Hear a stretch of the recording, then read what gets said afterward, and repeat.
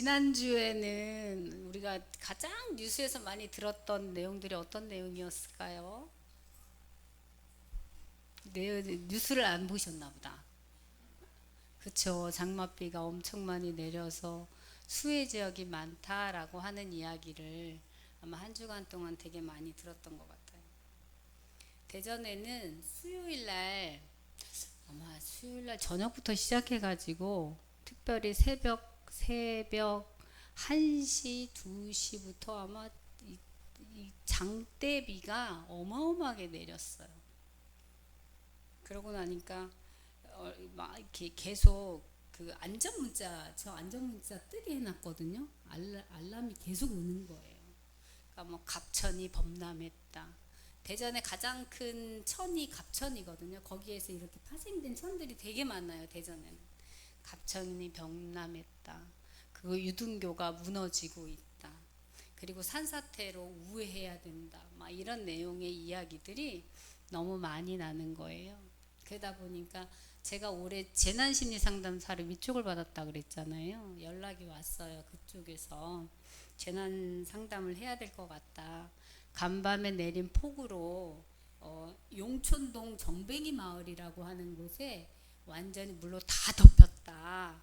그래서 캠프를 마련했고 그들을 지금 급하게 이렇게 이재민들을 수용할 수 있는 곳을 만들어 놨으니 그곳으로 와야 될 것 같다. 이런 이야기를 이렇게 문자를 통해서 막 오는 거예요.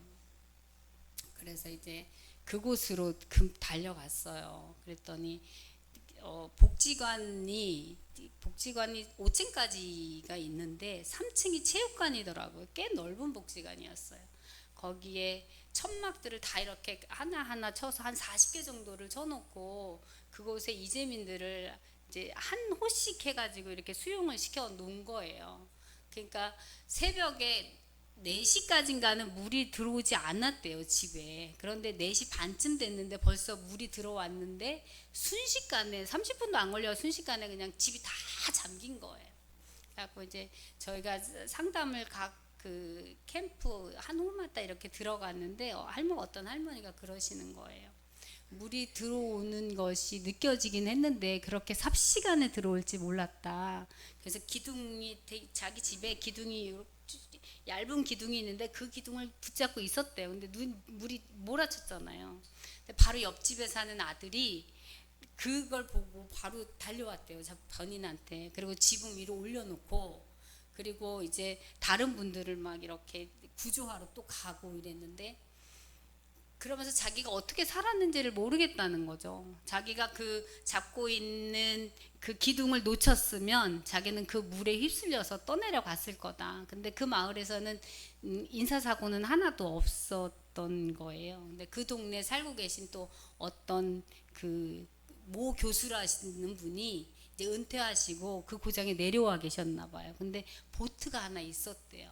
그분이 보트를 가지고 이렇게 동네를 돌아다니면서 막 다 어르신들을 구조해서 산으로 대피시켜 놓고 또 내려가서 막 구조해서 또 대피시켜 놓고 하는 일들을 계속 했다. 그리고 나서 119가 그러니까 구조대원들이 왔고 그리고 많은 사람들이 그래도 잘 대피할 수 있었다라는 얘기를 하시는 거예요.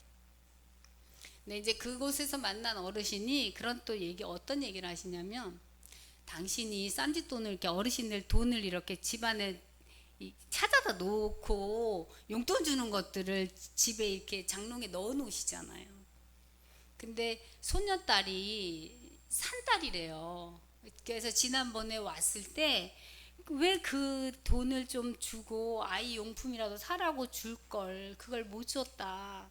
근데 그 돈을 이제 찾을 수도 없어졌잖아요. 그러면서 너무 손녀한테 미안하다 이런 말씀을 하시더라고요. 그리고는 저희가 이제 오후에 그 캠프에 갔는데 물이 얼마나 빠졌는지 또 동네에 이렇게 들어갔다 나오시는 분도 계세요. 그리고는 또 제가 만난 어르신분의 남자 어르신이 계신데 이렇게 한쪽으로 벽을 보고 누워셔가지고 주무시고 계셔서 그분은 이제 지나가고 다른 분들을 만나러 갔거든요. 근데 나중에 이제 그분을 만나러 갔어요. 그랬는데 그분이 그런 말씀을 하세요. 따님이랑 같이 사는데 딸이 집에 물이 얼마나 빠졌는지 보러 갔어요. 그래서 혼자 있어요. 이런 말씀을 하시더라고요. 그래서 어떠세요? 마음이 좀 힘들지 않으세요? 여쭤봤더니 그런 말씀을 하세요. 처음에는 너무나 불안했고 자기가 정말 이러다 죽는 거 아닌가라고 하는 생각이 들었는데, 그런 생각하면 뭐 하겠습니까? 지금 살아있는 것에 너무 감사하죠. 그래도 누군가 구조해줘서 너무 감사하고, 그리고 돕는 손길들이 참 많다라고 하는 것에 대해서 너무 많이 느꼈다, 이런 말씀을 하시더라고요. 아마 그곳에는 또 젊은 분도 있었거든요. 20대 후반에 젊은 분도 있었는데, 올라오는 이 불안을 어른들하고 느끼는 느낌이 너무 달라요. 불안을 고스란히 다 느끼고, 그리고 본인의 사건에 대한 침습이 일어나서 계속 생각을 재생하고 있고, 내 앞날이 어떻게 될까에 대한 그 불안감, 그리고 이 일 처리를 이제 어떻게 해야 되지? 자연재해라고 하는 것 앞에서 이제 보상도 없을 텐데 이거를 정말 어떻게 처리해 나가야 되나? 차도 물에 다 잠겼고 그 차를 가지고 사업해야 되는데 이제 차는 쓸 수도 없는데, 막 이런 걱정, 자기 앞날에 대한 걱정과 당장 이 일을 어떻게 헤쳐나가야 되지 하는 걱정 때문에 너무 불안해하면서 스스로 상담받고자 이렇게 찾아오시는 분도 있었어요. 근데 어른들하고 이렇게 문제를 바라보는 그 시야가 정말 많이 다르구나 하는 거를 많이 느꼈거든요. 어르신 분들은 뭐 80년 아니면 거기 이제 연세가 90이 다 되신 분도 있고 70 후반이신 분들도 주로 대부분이 그런 분들이시기 때문에 하시는 말씀이, 살면서 경험해온 경험들이 엄청 많잖아요. 그러니까 10몇 년 전에도 한 번 그 마을이 잠겼던 적이 있대요. 근데 그렇게 삽시간에 물이 들어오지는 않았다 그러더라고요. 그런데도 불구하고 지금 되게 많이 불안했는데 괜찮아요. 그리고는 막 이게 외지에 있는 가족들이 다 찾아오는 거예요. 쫓아와서 괜찮냐고 들여봐주고, 그리고 엄마 먹는 약을 못 가지고 나왔으니까 그 아드님은 또 병원에 가가지고 직접 엄마 먹는 약 다 타다가 옆에 놔주고, 그렇게 서로를 보듬는 모습들을 봤어요. 그러니까 이 재난 현장이라고 하는 게 TV로 볼 때하고 직접 현장에서 볼 때하고의 그 에너지 자체가 너무너무 다르더라고요. 그래서 엄청 많이 힘든 상황에 갑자기 도래하신 분들은 도대체 내가 어떤 말을 해드릴 수 있나, 어떻게 해야 되지 했는데 그분들 스스로가 괜찮습니다. 어차피 이거는 우리가 해결하고 우리가 딛고 일어나야 되는 거죠. 살아있는 것 자체가 너무 감사합니다 라고 하는 말씀을 들으면서 제가 오히려 되게 많은 위로를 받고 왔어요. 그렇구나. 이분들이 삶에서 많은 경험 속에서 느꼈던 것들을 이런 힘든 현장에서도 본인들을 위로하는 말로 그렇게 다가가고 있구나라고 하는 걸 보면서 정말 많이 감사한 시간을 보내고 왔어요. 그래서 진짜 우리가 많은 것들을 대비해야 되지만 대비하지 못할 때 우리가 너무 지금 현재 상황에 매몰돼서 부정적인 생각을 양상해내지는 말자. 그리고 앞으로 그래도 희망이 있음을 생각하면서 나가면 참 좋겠다라고 하는 생각을 해봤습니다. 우리는 늘 하나님의 도우심을 바라며 우리의 삶을 살아가고 있잖아요. 근데도 불구하고 환경이라고 하는 것에 지배를 받을 수밖에 없습니다. 그러나 주님께서 그 허락하신 환경 속에서 우리가 또 승리하며 나가기를 원하시고, 그리고 낙심하지 않고 의연하게 나갈 수 있는 힘도 우리 주님이 주신다라고 생각합니다. 우리가 오늘 읽은 이 본문의 말씀은 에베소 교회를 향한 바울의 기도라고 할 수 있습니다. 어쩌면 옥중에서 지금 바울은 에베소 교회를 향해서 그가 무릎 꿇고 하나님 앞에 기도하는 모습이 너무나도 잘 나타나 있어요. 당시 유대인들을 보면 유대인들은 무릎 꿇고 기도하지 않았다고 해요. 우리가 세리와 그 바리새인의 비유 속에서 보면 바리새인은 마을 어귀에 서서 손을 들고 정말 자신이 어떤 행위를 했는지 많은 사람들한테 알려주는 것처럼 아주 그런 모습으로 기도하잖아요. 그런 걸 보면 유대인들은 주로 무릎 꿇고 기도하기보다는 그런 모습을 가지고 기도하지 않았나라고 하는 걸 유추해 봅니다. 근데 지금 바울의 모습은 정말 감옥에 엎드려 무릎을 꿇고 간절하게 기도하고 있습니다. 그것도 에베소 교인들을 위해서. 정말 우리가 바울의 어떤 모습, 어떤 마음으로 에베소 교회를 위해서 기도하고 있을까라고 하는 마음이 조금은 전달되었으면 좋겠습니다. 바울이 기도하는 내용은 이렇습니다. 하나님, 성령으로 말미암아 속사람을 능력으로 강건하게 하시고 믿음으로 말미암아 예수 그리스도가 그들의 마음속에 거하게 하여 주옵소서. 그들로 하여금 사랑 가운데서 뿌리가 박히고 터가 굳어져 능히 모든 성도와 함께 지식에 넘치는 하나님의 사랑을 알게 해 주옵소서.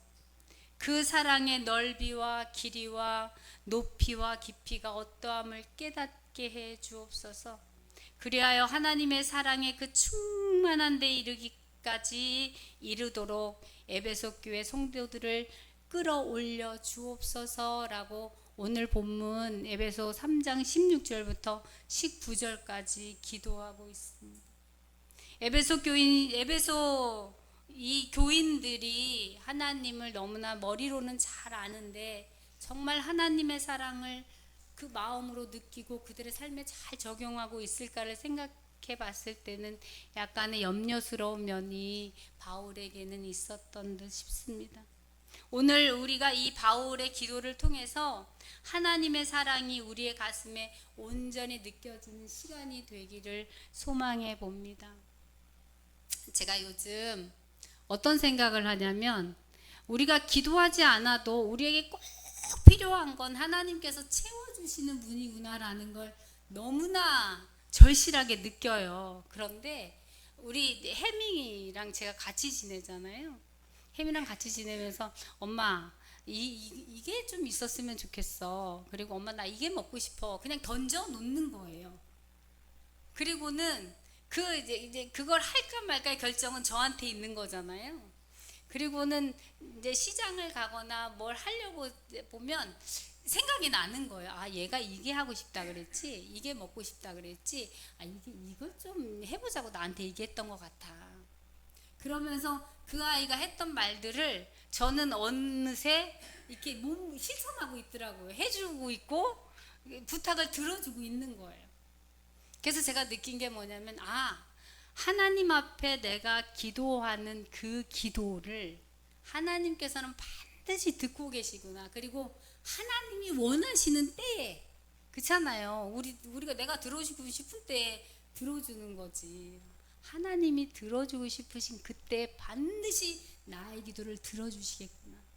이 확신이 너무나도 강하게 확 들어오니까 하나님 앞에 기도 안 할 수가 없더라고요. 그리고 요즘 하나님께서 저에게 새벽을 깨우게 하시는 그 어떤 일들을 하게 하세요.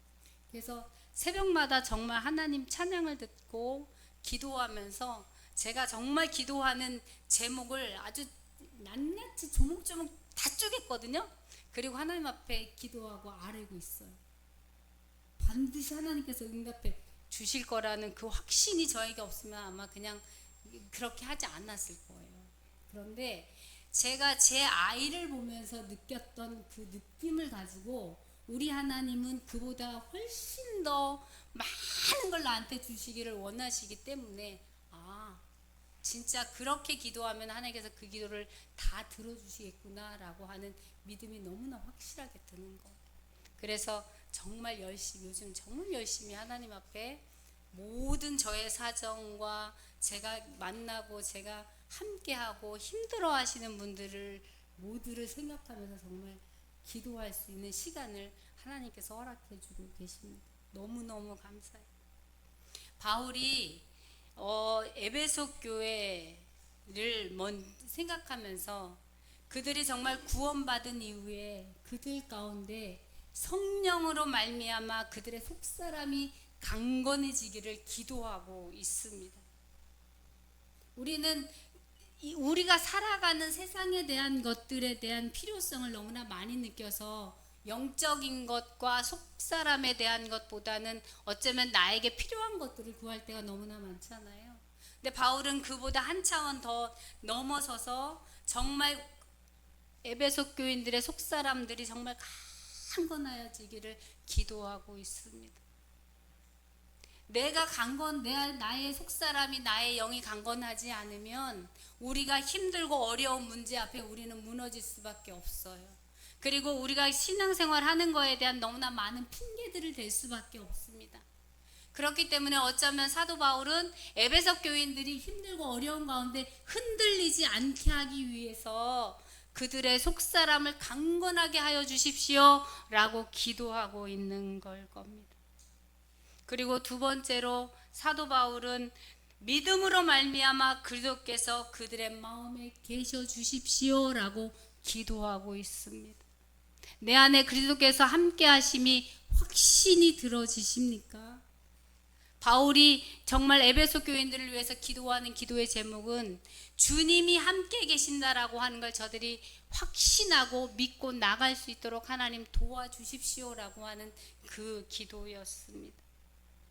주님이 지금 나와 동행하신다.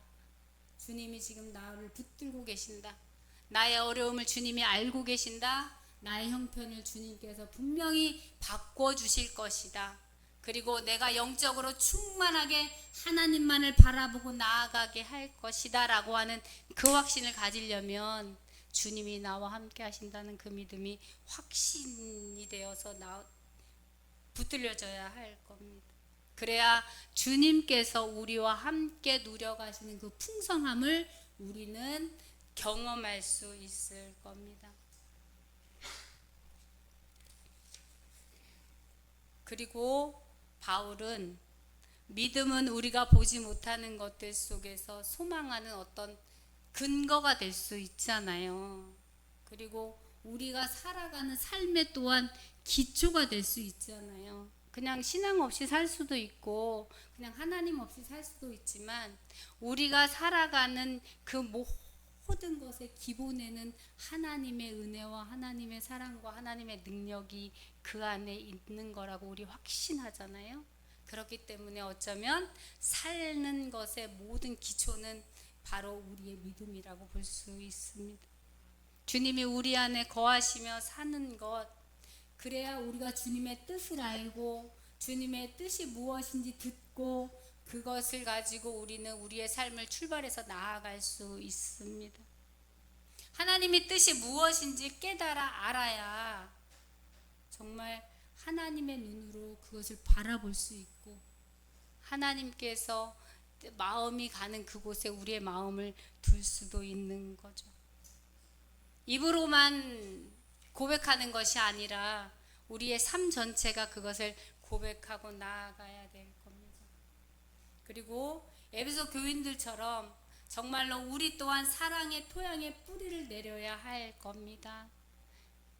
주님, 우리 인사했잖아요. 사랑합니다. 사랑합니다. 사랑합니다. 인사했죠.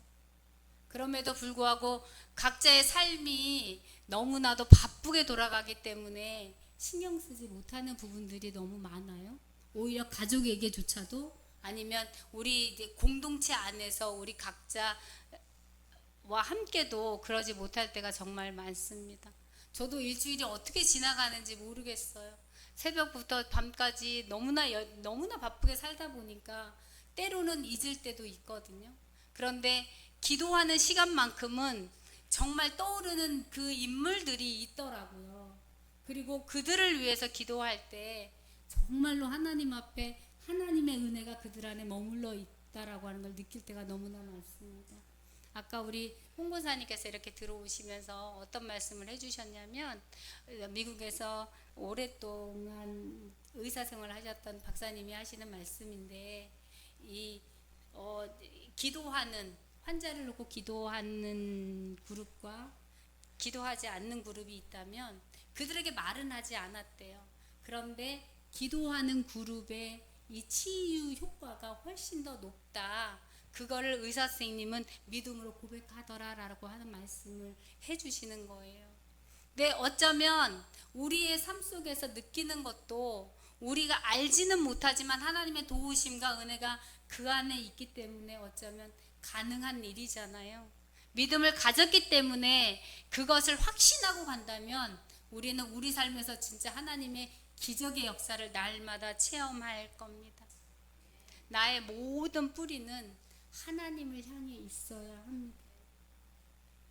그럴 때 하나님께서 공급해 주시는 말씀, 오늘 나에게 주시는 은혜를 시시때때로 우리가 느끼고 그것을 가지고 많은 사람들을 위로할 수 있고 하나님께 영광을 돌릴 수 있습니다.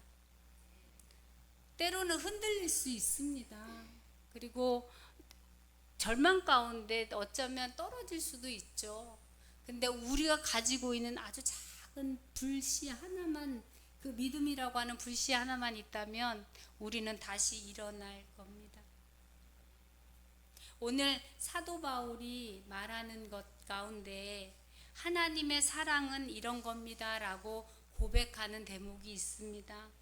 18절과 19절 말씀에 보면 하나님의 사랑은 넓이가 있고 깊이가 있고 높이가 있다라는 이야기를 하고 있어요. 그냥 하나님은 사랑이십니다 라고 얘기하는데 그 사랑이 어떤 사랑인지 오늘 구체적인 것들을 한번 들여다봤으면 좋겠습니다. 우리를 사랑하시는 하나님의 사랑이 너무 차원이 높은 사랑, 그래서 바울은 지식에 넘치는 사랑이라고 한마디로 표현하고 있습니다. 어쩌면 머리로는 헤아릴 수 없을 수도 있어요. 그런데 아무리 우리가 연구하고 또 공부해보고 논리를 펴봐도 어쩌면 그 사랑을 이해할 수 없다는 말일 수도 있습니다. 제가 깨달은 것 하나는 제가 말하고 제가 믿고 제가 바라보는 것, 하나님은 항상 그 너머에 계신 분이구나 라고 하는 것을 너무나 확실하게 깨닫게 되더라고요. 어쩌면 우리는 우리가 가지고 있는 이성과 우리가 가지고 있는 지식과 우리가 삶에서 배운 많은 것들 가지고 틀을 만들고 살잖아요. 근데 그 틀 안에 자꾸 하나님을 꽤 맞추려고 하죠. 근데 어느 순간 보면 전혀 그것 너머에 계신 하나님을 우리가 발견할 때가 있어요. 오늘 아마 사도 바울은 그 이야기를 하고 있는 것이 아닐까라는 생각이 들더라고요. 하나님의 사랑의 넓이가 있다라고 하는 말을 보면 하나님께서는 정말 모든 사람들을 다 사랑하시는 분이시잖아요. 그런데 우리가 하는 사랑은 몇 사람에게 국한되어 있죠. 내 주변에 있는 내 가족, 나의 자녀, 나의 사랑하는 애인, 사랑하는 남편, 그리고 우리 교인들, 이래서 아마 이렇게 손가락으로 꼽을 만큼 이렇게 제한이 되어 있을 거예요. 근데 하나님의 사랑은 세상 인류를 다 품고도 남을 만한 사랑입니다.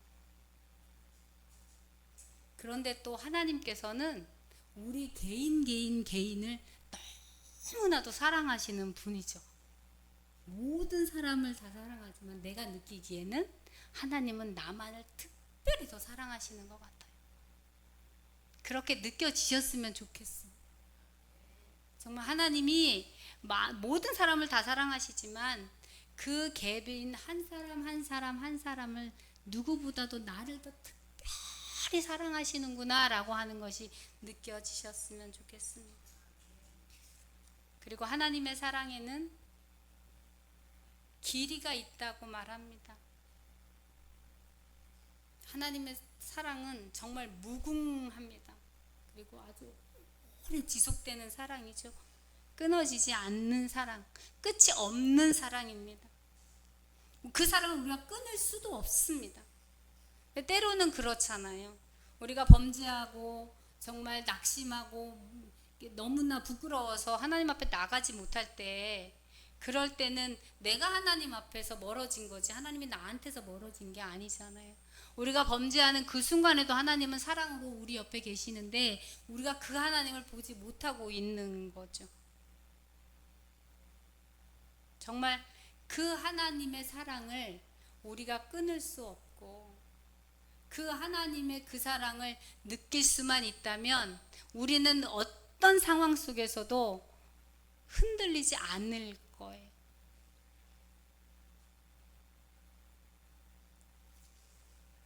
정말 죄를 짓고 넘어지는 순간이 너무 많죠. 부끄러워서 하나님 앞에 나올 수도 없을 수도 있는 마음이 들 때가 너무나 많아요. 교회 문턱을 들어오는 게 두려울 때도 있죠. 근데 하나님은 그런 우리를 너무나도 사랑해 주신다고 말씀하고 있습니다. 그리고 하나님의 사랑은 우리를 정말 죽기까지 사랑하신 그 사랑이잖아요. 그 사랑을 어떻게 우리가 끊을 수 있겠어요? 그리고 하나님의 사랑에는 깊이가 있습니다. 정말 하늘 보좌를 다 버리시고 우리를 사랑하기 위해서 이 세상에 오신 분, 우리를 구원고자 기꺼이 죄인의 몸을 입으신 분, 그분의 사랑이 바로 그러한 사랑입니다. 우리 모든 죄짐을 다 짊어지고 기꺼이 십자가를 지시고 무덤까지 들어가신 분이 하나님이십니다. 왜냐하면 나 같은 죄인을 구원하기 위해서 내려갈 수 있을 때까지 완전히 내려가신 분이 하나님이세요. 그래서 구원받은 우리가 지금 이 모습 이대로 하나님 앞에 영광 돌리고 있는 겁니다. 정말 우리가 눈물을 아무리 쏟고 너무 감사하고 아무리 그런다 할지라도 하나님의 그 사랑을 갚을 수 있겠어요? 노력한다고 되지 않겠지만 하나님은 그 마음 그 자체를 너무나도 기쁘게 받아주실 겁니다. 그 사랑을 지금 우리가 넘치게 받고 있습니다. 하나님의 사랑에는 높이가 있죠. 정말 우리를 부르셔서 우리를 천국 가게 하기 위해서, 그리고 천국 보좌에서 우리의 모든 신분이 하나님의 자녀로 온전히 다 회복될 수 있기를 원하시는 분이 바로 하나님이십니다. 하나님이 가지고 계신 모든 특권을 우리에게 다 주시고 우리가 그것을 다 받아 누리기를 원하시는 분이 하나님이세요. 받아 누리세요. 그리고 하나님이 채워주시는 그 모든 것으로 온전히 채워져서 정말 마음껏 하나님을 한 일을 하는 그러한 우리 성도님들이 되었으면 좋겠습니다. 정말 이렇게 하나님의 넘치는 사랑에는 차원이 있습니다. 이런 걸 생각하면서 사도 바울이 무릎 꿇고 정말 에베소 교인들이 그 하나님의 사랑을 알았으면 좋겠고 그 하나님의 사랑을 아는 만큼 그들의 마음이 단단하기를, 하나님 앞에 온전히 붙어 있기를 원하면서 무릎 꿇어 기도했습니다. 우리가 하나님의 사랑을 온전히 알면 정말 그 안에서 자유함을 누릴 수 있죠. 근데 우리가 하나님의 사랑을 모르기 때문에 내가 죄인 되었을 때 정말 나는 하나님 앞에 나올 수도 없는 존재라고 나 스스로가 좋아해요. 그리고는 교회도 제대로 나오지 못하고 나의 신앙이 이렇게 흐트러지고 힘들어지죠. 하나님은 그런 걸 보지 않으세요. 왜냐하면 처음부터 끝까지 사랑하시는 분이 하나님이시기 때문입니다. 하나님의 그 사랑이 믿어지십니까? 그러면 하나님 안에서 자유함을 누리십시오. 언제나 함께 붙들어 주시는 그 주님 안에 기쁨으로 나아갔으면 좋겠습니다. 우리는 하나님 앞에 정말 사랑받는 자녀입니다. 사랑받기 위해서 태어난 사람들입니다. 하나님의 그 사랑이 우리 안에 온전히 채워져 있음을 확신하고 하루하루가 정말 충만한 삶이 되었으면 좋겠습니다. 하나님의 사랑에는 넓이와 길이와 높이와 깊이가 있다는 것 확신하시고 정말 그 사랑의 충만한 자리까지 나아가기를 원합니다. 그러면 그 사랑의 힘이 나로 하여금 자유하게 만들 것이고 나로 하여금 능력 있는 사람으로 바꾸어 놓을 겁니다. 그리고 세상을 소망하며 아니 우리의 하나님 안에서 소망을 가지고 기뻐하며 세상에 살 수 있도록 우리에게 힘 주실 겁니다. 이 사랑을 우리가 정말 사모해야 할 겁니다. 이 사랑이 우리 안과 마음에 담고 이 세상을 살아갈 때 우리는 승리자가 될 수 있습니다. 이러한 마음을 가지고 기도하며 날마다 영적인 풍성함을 누렸으면 좋겠습니다. 우리 옆에 있는 분들을 위해서 날마다 기도하십시오. 근데 제가 처음에 말씀드렸잖아요. 우리가 던져놓은 말 하나님께서 분명히 언젠가는 반드시 응답해 주실 겁니다. 내 옆에 계신 분들을 위해서, 그리고 아픈 분들을 위해서, 그리고 우리의 삶의 전체적인 하나님 앞에 영광되는 삶을 위해서 기도했으면 좋겠습니다. 주 안에서 한 주간도 풍성하게 하나님의 사랑이 충만한 가운데 한 주간 승리한 삶 살기를 소망해 봅니다. 기도하겠습니다. 사랑이 많으신 하나님 감사합니다. 연약하고 부족하지만 내가 너를 사랑한다. 내가 너를 사랑한다. 내가 너를 사랑한다. 하나님 말씀하여 주십니다. 그 말씀에 조금도 의심하지 않도록 하나님 도와주시고 언제나 그 말씀 붙잡고 힘들 때마다 아버지 다시 일어날 수 있는 새 힘을 하나님 허락하여 주옵소서. 사도 바울이 옥중에서 에베소 교회를 위해 기도했던 것처럼 우리 공동체를 위해서, 그리고 각 지체들을 위해서, 가족들을 위해서, 병든 자를 위해서, 마음에 고통당하는 자들을 위해서 하나님 기도할 수 있는 능력을 허락하시고 시간을 허락하시고 마음을 허락하여 주옵소서. 우리 모두가 주님만을 붙잡고 승리하며 나아갈 수 있도록 나는 하나님의 자녀입니다를 확신하며 기쁨으로 아버지 앞에 영광 돌리는 삶을 살 수 있도록 하나님 붙들어 주옵소서. 감사드리며 예수님 이름으로 간절히 기도합니다. 아멘.